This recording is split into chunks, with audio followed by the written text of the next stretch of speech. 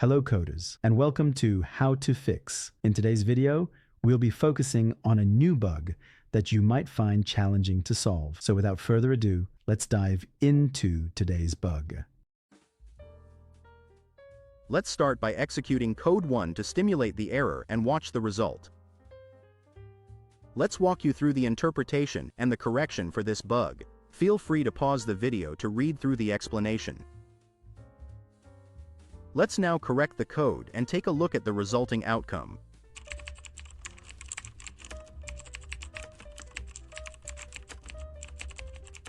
And there you have it. The code executes flawlessly and our output matches our expectations.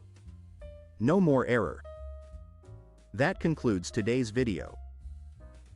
If you found this tutorial useful, be sure to give us a thumbs up and subscribe to our channel for more troubleshooting videos.